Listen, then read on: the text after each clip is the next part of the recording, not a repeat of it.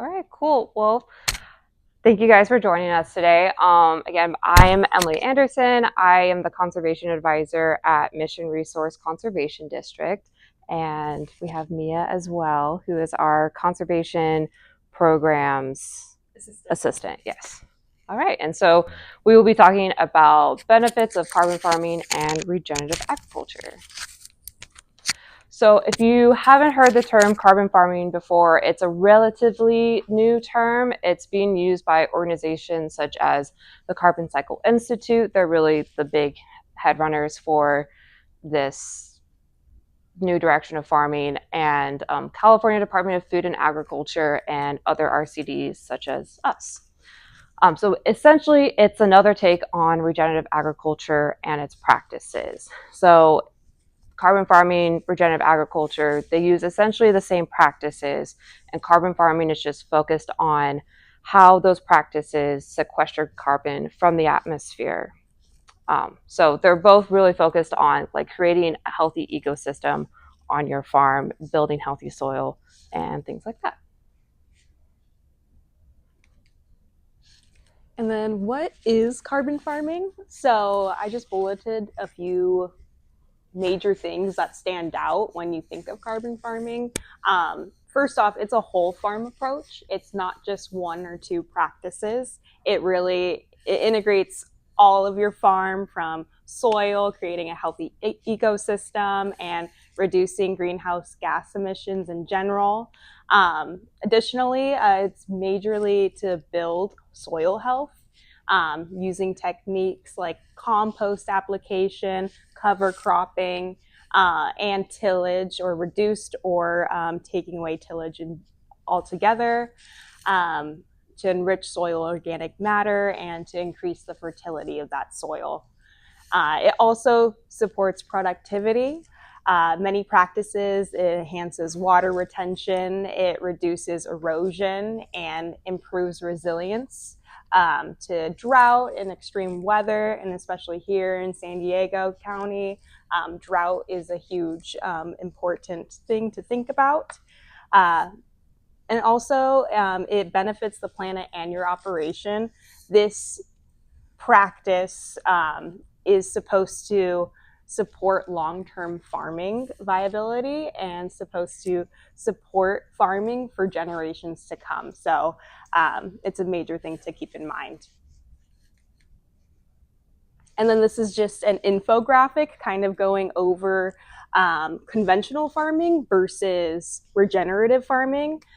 So I don't know if you can kind of see it, but with conventional farming, you kind of degrade that soil structure to get a crop yield. You have a decline in, we talked about this term SOC, what was it? Soil organic carbon. Yes, in that pool.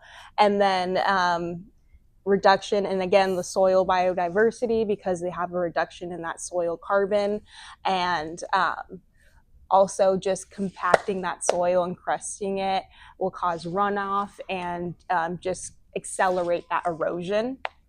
And then that in turn leads to loss of nutrients in that soil and just decrease in efficiency. While with the carbon farm planning or regenerative farming, you conserve that soil and water, you increase that soil carbon pool, and you increase that soil biodiversity, which leads to better water cycles, environmental cycles, carbon cycle in general. And it just improves those processes, which in turn improves your net productivity. And that increases efficiency and those ecosystem services. Any questions so far? I know we're throwing out a lot of information. It's a lot of information. And then benefits of carbon farming. So these are the kind of like the major benefits that I kind of think stick out with carbon farming. First off, we already talked about it, that soil organic matter, it increases the fertility, water retention, and crop resilience. It improves your yields over time, which I had mentioned in the few slides before as well, just because healthier soils support more productive and sustainable farming, which is great. Um, and we already kind of touched on this as well, drought and climate resilience.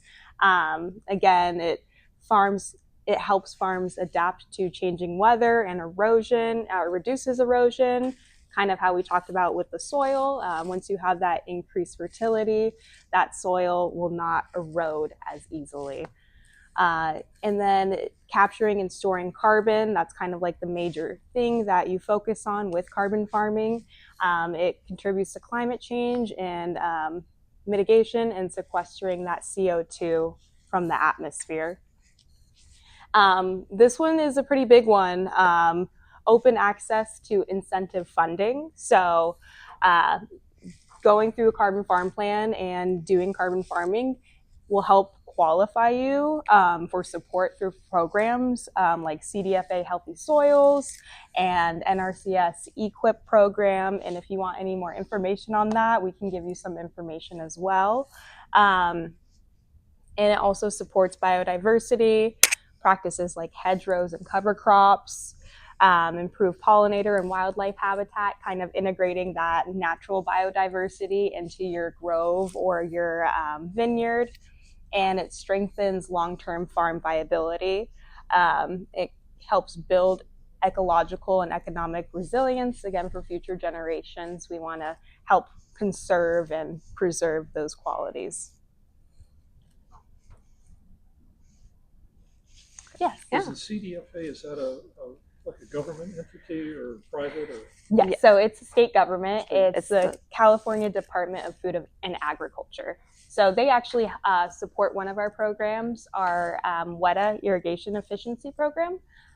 So they have funding and programs for multiple things that are agricultural related. Oh. Yeah. Are they grants or loans that they give farmers? So I'm trying to think. I don't know if they do loans. I don't know about loans. I think it's typically grants. Yes, yeah, grants. So it is money for you guys to use to benefit your farm and like implement some of these practices like cover cropping, planting a hedgerow, compost, mulch, etc. Right. Or they will, if we apply for a grant, we are able to use those funds to give you guys free services and resources in that sort of sense. Mm-hmm. So now, what is a carbon farm plan? So it is a whole farm assessment. So it's assessment of all the opportunities for greenhouse gas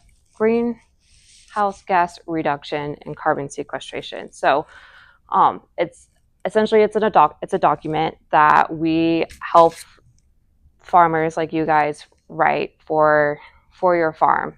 It's for landowners and agencies outlining a list of conservation practices that address on-farm resource concerns, whether that's soil degradation, water runoff, or water retention, biodiversity on your farm, things like that. It's also a natural resource plan designed to help land managers meet their natural resource management goals while supporting productive lands, thriving streams, and on-farm wildlife habitat. So it's a plan to help your farm thrive. And what I think is really great is that it's a living document. So once we write this carbon farm plan for you, like it can be changed. It's not a set in stone thing. If your goals change or say your schedule for when you want to implement these practices change, we can go and change it. And it's customized for your land. So one carbon farm plan is going to be different from another as each farm is different. So one farm's resource concerns are going to be different from another. So it is a customized, specialized plan just for your farm.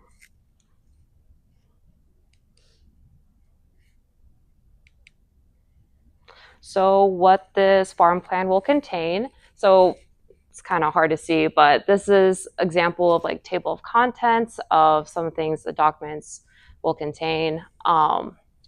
So we have just an introduction to carbon farming, what it is, and then an introduction to the farmer and the farm property. We look at what were the historical uses of the farm, what are the current practices being implemented on it, and what's the biodiversity, geological features, the soil structures on this farm. And then we go over the landowner goals and objectives. So we have it written out there, like what is it that you're wanting to do on your farm. And then we go over what are the potential carbon beneficial practices and anticipated outcomes. So what are the practices that you're wanting to apply to your farm, whether that's composting, cover crops, planting a hedgerow, animal integration, things like that. And then what are those benefits from applying those practices? And then I think a really good one is then implementation. We help you plan out where to find funding for those practices, how, like, when to apply them. Like, oh, we're going to plant a hedgerow in winter of 2025 or spring 2026, things like that. And then here are two examples of some maps that we would have in your carbon farm plan. On the left here is a web soil survey map, and so that shows you what is the type of soil that you have on your property, which can also then influence or give guidance to what are some practices we can apply on your property that are going to help build that soil organic carbon. And then this map is, again, a very cool one. This will map out where these practices are going to be applied on your farm. So, for example, this one, it has, let's see here, like the pink, all the pink areas where they're going to plant cover crop. The yellow outlines is where we're going to have a hedgerow. So we'll have a very detailed plan where you can physically see where these practices are going to go. And as we were saying earlier, with how one of the benefits of having a carbon farm plan is for funding.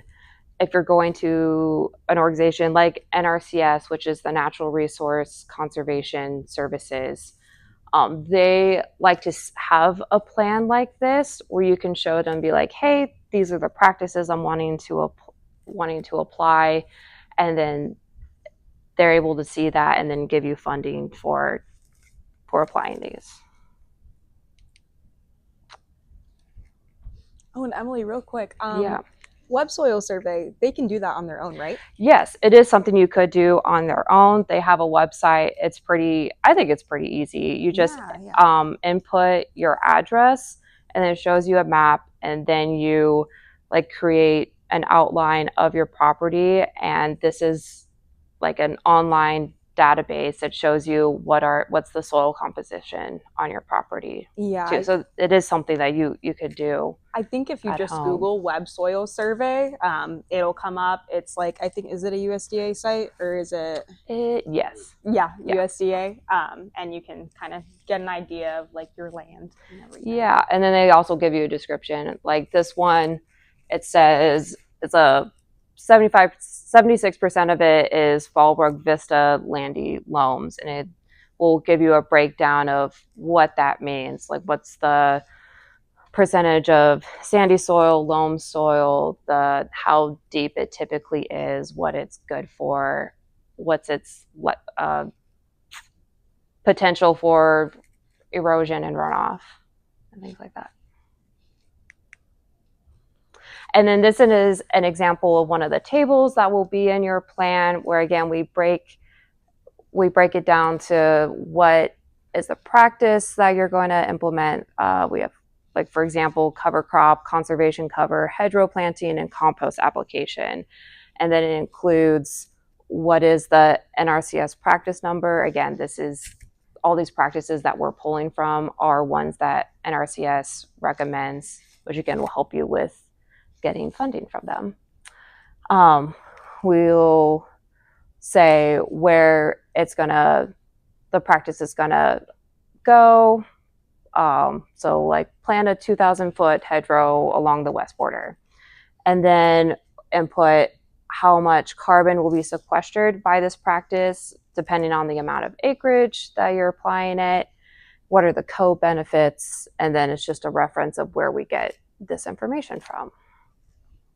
And so where we get the carbon numbers are by this tool created by the Carbon Cycle Institute. It's called Comet Planner, and it's great. It does the math for me. I just input what the practice is, where we're applying it, and then it will spit out a number of like what's the amount of carbon that's being sequestered by that practice.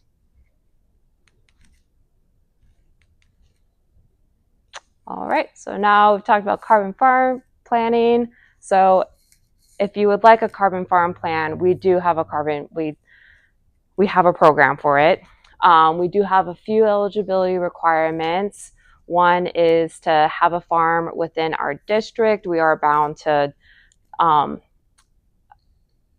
providing this resource to those who are within our boundary lines. If you're not sure, we have a map on our website where you can input your address and see whether you're in our district or greater San Diego resource conservation district, which they also have ag programs as well. You use pesticide-free management practices or are willing to reduce or discontinue use of pesticides. As this carbon farm plan program, it's also focused on implementing pollinator habitat or native habitat on farms, and so that's why we do have this requirement.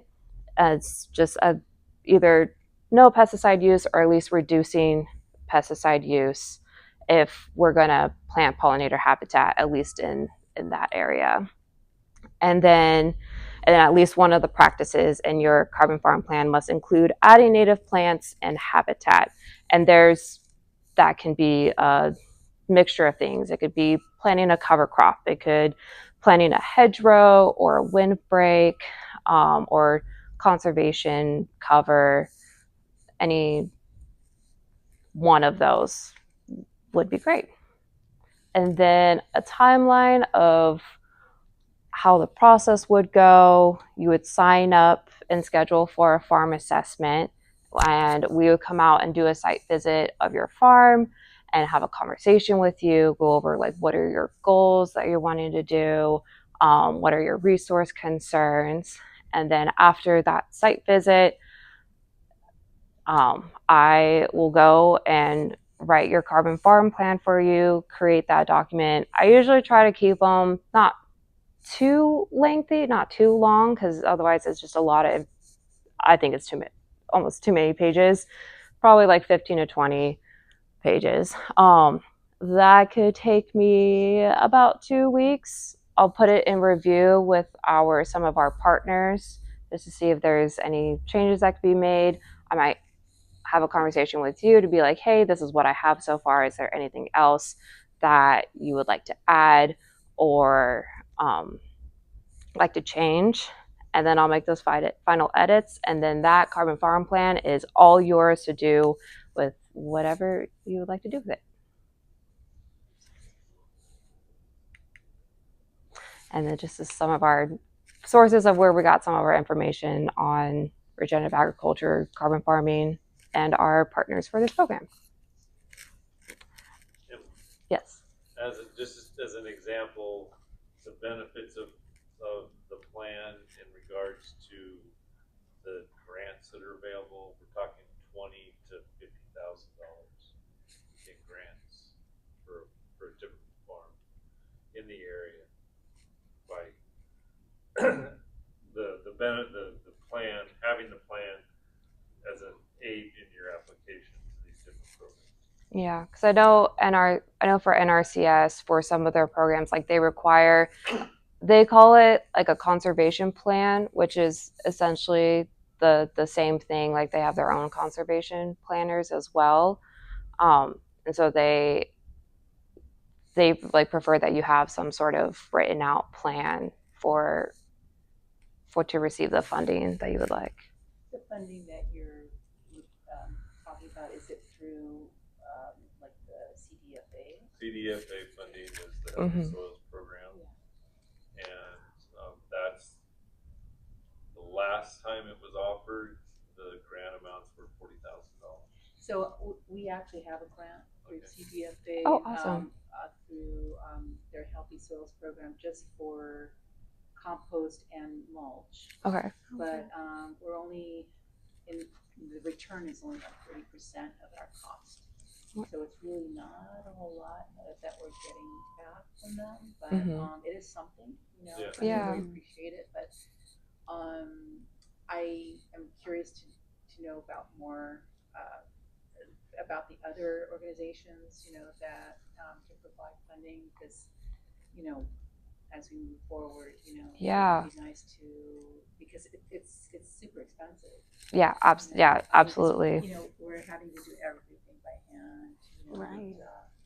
The costs, Yeah. the materials, and and that's one of the things we'll also help with, like with writing your carbon farm plan. One of the tables will write like where areas you can look for funding. Like I know there are some local organizations where they'll help like with compost. They have like a there's I can't think who has a compost rebate. Yeah. Zero footprint. That's what I was thinking of. Yeah. So we'll help you with also trying to find that funding for these practices, because we don't want to just be like, all right, go do this. Good luck. So, so that's one of the things we would help out with. Yeah. Where do we sign up? I mean, we have a sign up sheet. We brought a sign up sheet with us today. Yes, Is there any other questions you guys have, whether it's about a farm plan, regenerative agriculture, carbon farming? Can we get the PowerPoint in digitally, like available? You know, so that we can. Because I wasn't able to take it out. Oh, good. Yeah. No problem. Yeah. Feel like we talk pretty fast. I think we could either post it on our website, or I could email you because you RSVP and that's why I have your email. Yeah. I think we could. Yeah. I could. Right. And that we're also recording it, so we might post it on our website as well. So yes. Yeah. Well, thank you guys. Thank you. Yeah. Stop the recording. Yeah.